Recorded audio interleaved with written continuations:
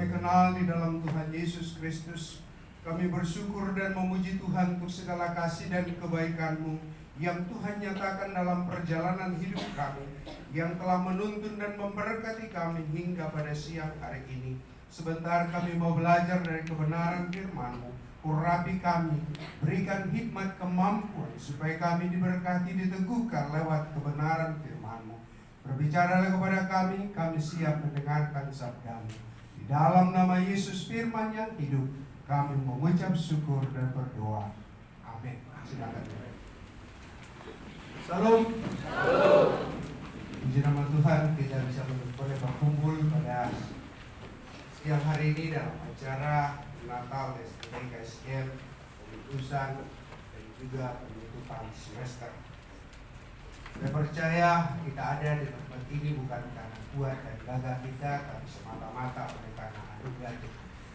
Karena itu, mari kita membaca satu bagian kebenaran firman Tuhan yang saya ambil dari Matius pasal yang ketiga, ayat 1 sampai dengan ayat yang 12. Matius pasal yang ketiga, ayat 1 sampai dengan ayat yang 12. Kalau sudah ditemukan, kita akan baca sehingga berganti. Saya akan baca ayat yang ganjil, Bapak Ibu Saudara, ayat yang genap, dan seterusnya. Yohanes Pembaptis. Pada waktu itu tampillah Yohanes Pembaptis di padang gurun Yudea dan memberitakan,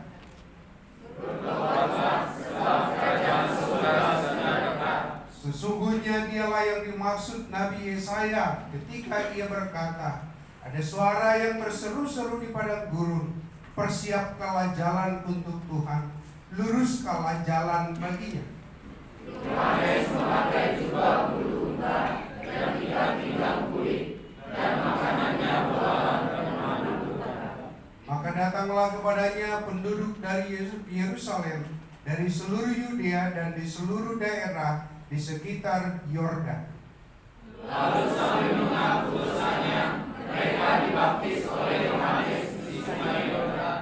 Tetapi waktu ia melihat banyak orang Farisi dan orang-orang Saduki datang untuk dibaptis, berkatalah ia kepada mereka, hai kamu keturunan ular beludak, siapakah yang mengatakan kepada kamu bahwa kamu dapat melarikan diri dari murka yang akan datang? Jadi hasilkanlah buah yang sesuai dengan perbuatan. Dan janganlah mengira bahwa kamu dapat berkata bahwa dalam hatimu Abraham adalah bapa kami, karena aku berkata kepadamu, Allah yang menjadikan anak-anak bagi Abraham dari batu-batu ini.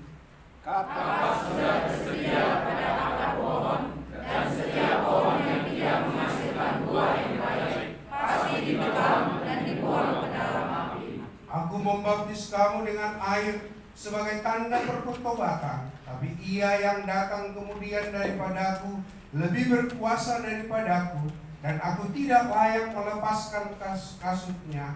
Ia akan membaptis kamu dengan Roh Kudus dan dengan api. Alat penampi sudah di tangannya, ia akan membersihkan tempat pengirikannya dan mengumpulkan gandumnya ke dalam lubung, tetapi lebih jerami untuk akan dibakarnya dalam api yang Haleluya. Sedemikian jauh pembacaan firman Tuhan untuk kita pada siang hari ini. Yang berbahagia adalah mereka mendengarkan firman Allah dan melakukan di dalam seluruh kehidupan. Dan saudara yang saya kasih dalam Tuhan Yesus, tanpa terasa kita sudah menginjak beberapa perayaan Natal yang mungkin kita rayakan baik di gereja, kumpulan, yayasan, dan segala macam. Dalam peristiwa Natal itu tentu ada banyak topik-topik yang disampaikan yang menjadi perhatian terhadap apa yang disampaikan di dalam kebenaran firman Tuhan. Artinya saudara, kalau kita lihat di sini dalam pemberitaan firman Tuhan, ada banyak tokoh-tokoh yang terlibat di dalamnya di sekitar kelahiran Tuhan Yesus. Artinya saudara, kalau kita lihat di sini dengan memahami orang-orang atau tokoh-tokoh yang ada di dalamnya, membawa kita semakin mengenal karya Tuhan dan belajar untuk meneladani tokoh-tokoh iman yang dipilih sebagai alat karya penebusan Tuhan. Dalam hal ini mewujudkan karya Tuhan melalui Yesus Kristus. Hari ini kita mau belajar dari seorang tokoh yang namanya Yohanes. Bagaimana kepribadian atau bagaimana dia betul-betul memiliki sikap yang luar biasa, sehingga dia menjadi seorang yang dipakai oleh Tuhan untuk mempersiapkan kedatangan Tuhan Yesus, mempersiapkan jalan untuk Yesus datang ke dalam dunia. Saudara-saudara yang saya kasih dalam Tuhan Yesus Kristus, hal yang pertama yang kita belajar dari kehidupan Yohanes adalah dia adalah seorang pribadi yang dipenuhi oleh Roh Kudus. Saudara, kalau kita baca di dalam Lukas 1 ayat 15, Alkitab berkata bahwa dia dipenuhi sejak kandungan. Artinya baru di dalam kandungan pun dia telah dipenuhi oleh Roh Kudus. Dan kalau kita coba perhatikan dalam ayat-ayat ini, memang bagaimana Tuhan berkuasa atas seluruh kehidupannya, dan Tuhan menyatakan sesuatu yang luar biasa di dalam kehidupannya sendiri. Ketika seseorang dipenuhi oleh Roh Kudus, Roh Kuduslah yang berkuasa, yang mengubah kehidupannya, sehingga dia semakin mengerti maksud dan rencana Tuhan di dalam seluruh kehidupan. Saudara-saudara yang Tuhan Yesus kasih, dalam ayat-ayat yang kita baca di sini betul-betul menggambarkan bagaimana Yohanes sendiri dipakai Tuhan secara luar biasa. Karena apa? Dia didiami dan dipenuhi oleh Roh Kudus. Dalam Efesus 1 dikatakan bahwa kapan seseorang dipenuhi Roh Kudus? Ketika dia percaya dan dimeteraikan dengan Roh Kudus. Tapi yang menarik di sini, saudara, kalau kita lihat bahwa Yohanes sendiri sejak dalam kandungan pun dia dipenuhi oleh Roh Kudus. Itulah menjadi sebuah kunci yang luar biasa yang kita melihat di dalam seluruh kehidupan daripada Yohanes. Hal yang kedua yang kita melihat di sini adalah dia adalah seorang pribadi yang tampil dalam kesederhanaan. Dalam ayat yang 4 dikatakan Yohanes memakai jubah bulu unta dan ikat pinggang kulit, dan makanannya adalah belalang dan madu. Saudara-saudara, kalau kita lihat di sini, saya baca dalam beberapa sumber katakan bahwa dia adalah seorang yang sangat sederhana. Karena apa? Di dalam ayat ini dikatakan bahwa makanannya adalah belalang dan madu. Kalau sekarang orang mungkin minum madu itu adalah untuk kesehatan, tapi digambarkan di situ dalam sumber itu bahwa ini adalah sesuatu yang bentuk kesederhanaan dan yang memang tidak ada. Sehingga kalau kita melihat dalam seluruh pelayanannya pun berorientasi kepada sebuah bentuk kesederhanaan.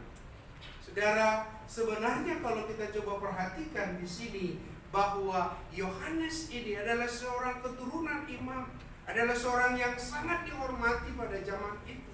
Artinya dia punya fasilitas, dia punya kedudukan. Tetapi kalau kita coba lihat di sini, digambarkan dalam ayat ini sesuatu yang di dalam bentuk kesederhanaan yang luar biasa.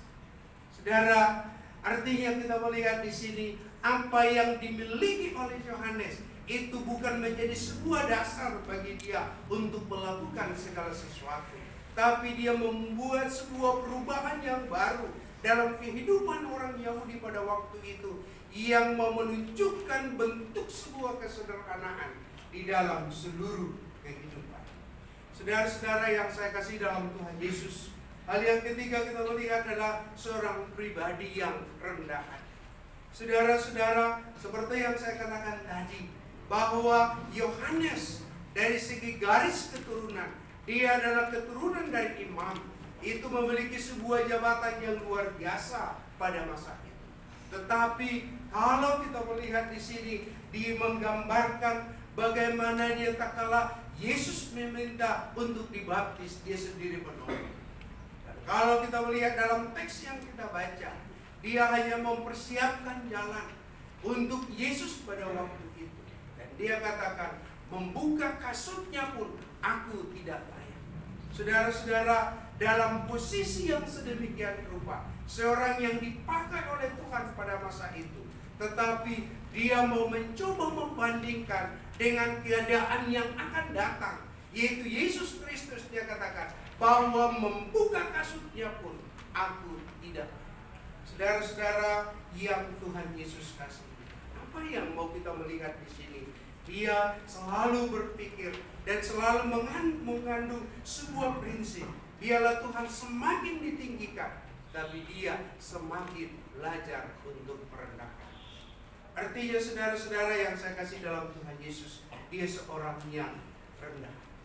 Artinya hal-hal yang kita melihat di sini bagaimana dia mau menunjukkan sebuah pribadi yang luar biasa.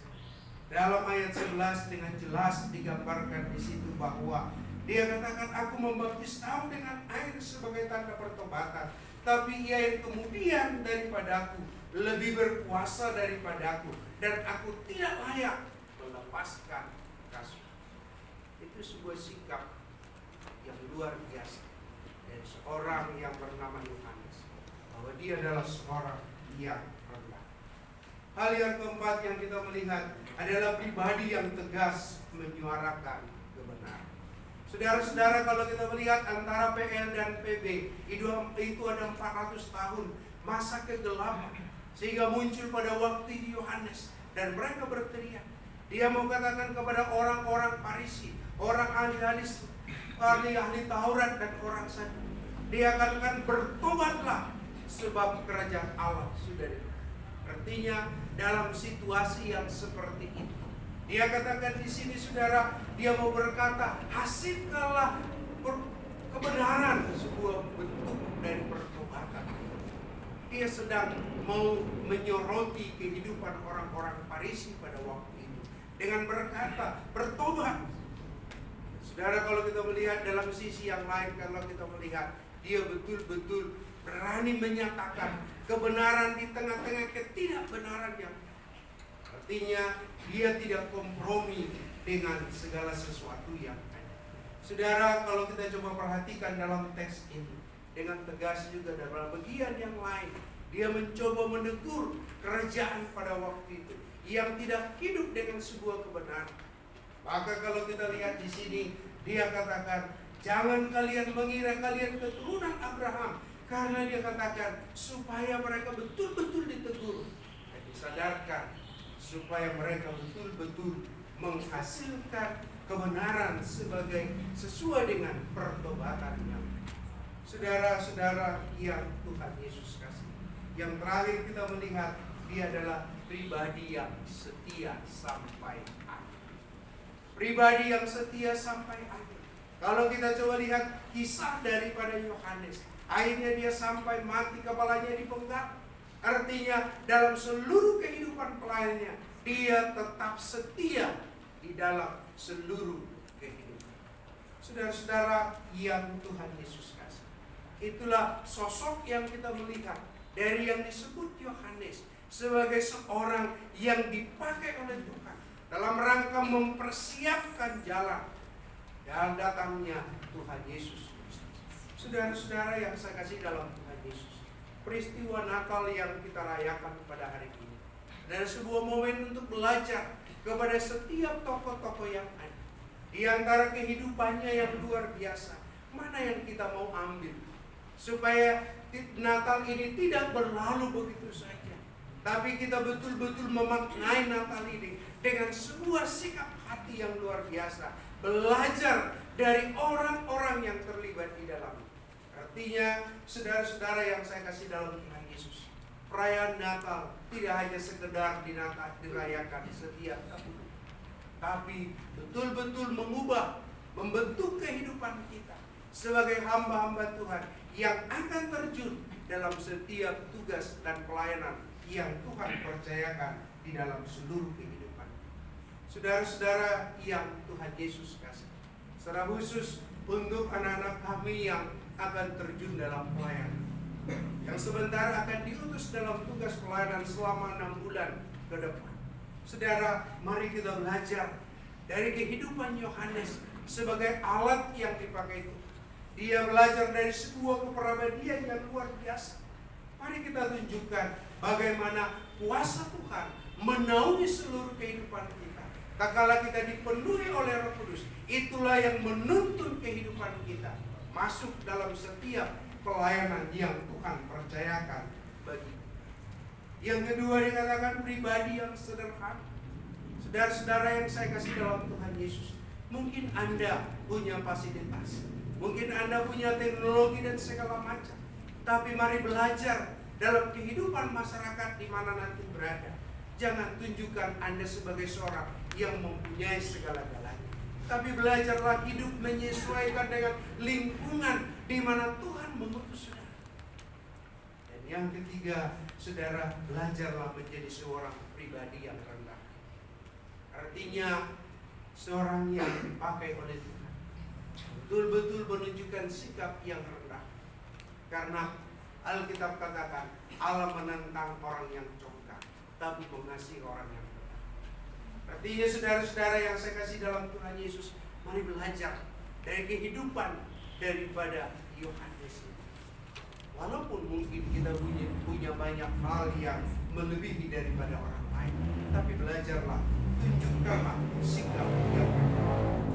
Yang berikut kita melihat adalah bagaimana kita mampu dan berani menyatakan kebenaran di tengah-tengah ketidakbenaran. Saudara, kalau dunia mungkin hidup di dalam sebuah kompromi, kalau ada banyak orang yang bermain-main dengan dosa, bagaimana kita sebagai hamba Tuhan, seorang yang diutus oleh Tuhan untuk tampil menyuarakan kebenaran itu di tengah-tengah ketidakbenaran. Belajar dari kehidupan Yohanes yang menegur orang-orang yang ada di sini, yang walaupun secara status orang-orang Saduki, Farisi dan yang lain itu betul-betul memahami kebenaran firman Tuhan, tetapi Yohanes berani berkata, bertobatlah sebab kerajaan Allah sudah dekat. Artinya saudara, dia mau mengajak supaya pada akhirnya mereka bisa menghasilkan buah sesuai dengan pertobatan. Artinya bukan persoalan status, jabatan dan segala macam, tapi bagaimana dia menghasilkan sesuatu yang luar biasa di dalam seluruh kehidupan. Saudara-saudaraku yang Tuhan Yesus kasih, kalau kita coba lihat dari kebenaran ini, apa yang menjadi kesimpulan? Yang pertama, seorang yang dipakai oleh Tuhan, seseorang itu akan dipakai oleh Tuhan jika dia dikuasai oleh Roh Kudus. Roh Kudus itulah yang akan menuntun kehidupan. Roh Kudus itulah yang membawa kita menyatakan sebuah kebenaran itu di tengah-tengah kehidupan orang yang hidup. Kalau kita coba lihat dunia yang sekarang sedang berada di dalam sebuah gejolak yang luar biasa. Mampukah kita sebagai hamba Tuhan? Beranikah kita menyuarakan kebenaran itu di tengah-tengah ketidakbenaran? Lalu tanpa itu saudara, maka tidak ada bedanya kita dengan orang-orang. Karena itu saudara, mari kita terus bergantung sepenuhnya kepada Tuhan, supaya Tuhan menguasai hati dan pikiran kita, dan senantiasa dipimpin dan ditolong oleh Tuhan.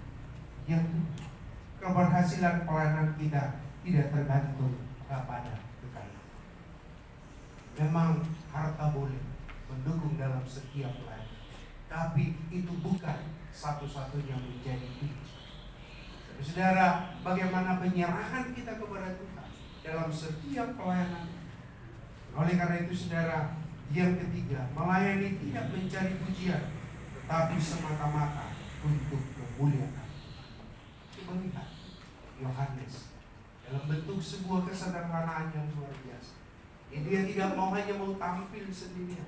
Memang ada kesempatan bagi dia untuk mencari puji-puji, tapi dia berkata, membuka kasutnya pun aku tidak. Itu sebuah bentuk kerendahan hati yang luar biasa. Karena apa? Tujuannya supaya Tuhan ditinggi, dimuliakan lewat setiap pelayanan. Mari kita terus mengevaluasi diri. Apa yang kita lakukan di dalam kehidupan kita hari ini, apakah benar-benar untuk kemuliaan? Yang terakhir saudara, mari kita belajar untuk tegas dan menyatakan kebenaran. Karena untuk itulah kita dipanggil oleh Tuhan. menyatakan kebenaran ini di tengah-tengah ketidakbenaran. Firman Tuhan hari ini menyapa kita, baik dalam rangka perayaan Natal kita melihat, maupun dalam pemutusan dan penutupan semester. Biarlah kita belajar dari profil dari seorang Yohanes yang betul-betul dipakai Tuhan selalu luar biasa. Biarlah firman Tuhan yang singkat ini menolong, mengarahkan, dan memberkati kita supaya kita tetap teguh sesuai dengan panggilan yang Tuhan nyatakan di dalam seluruh kehidupan. Amin. Amin. Kami bersyukur untuk kebenaran firman-Mu yang singkat yang terrenungkan pada pagi hari. Tuhan, hamba-Mu sadar dalam penguraian sangat terbatas, tapi biarlah Allah yang tidak terbatas itu memberikan pengertian pemahaman kepada kami, supaya tak kalah kami dalam merayakan Natal ini tidak hanya hidup di dalam kemewahan atau keceriaan begitu saja, tapi kami mau melihat pribadi-pribadi yang luar biasa yang Tuhan pakai menjadi alat yang terlibat dalam mempersiapkan kedatangan. Kami bersyukur dari seorang pribadi Yohanes, pribadi yang dikuasai oleh Roh Kudus, pribadi yang tampil dalam kesederhanaan, pribadi yang rendah hati, pribadi yang tegas menyuarakan kebenaran, dan pribadi yang setia sampai akhir. Inilah kerinduan kami sebagai hamba-hamba Tuhan. Kami mau seperti Yohanes. Pakai hidup kami, tuntun kami, ajarkan supaya kami belajar dari kehidupan hamba-Mu Yohanes. Terima kasih Tuhan. Berkati firman-Mu yang kami dengar di siang hari ini, supaya kami tidak hanya mendengar, tapi menjadi pelaku-pelaku. Di dalam nama Tuhan Yesus kami mengucap syukur.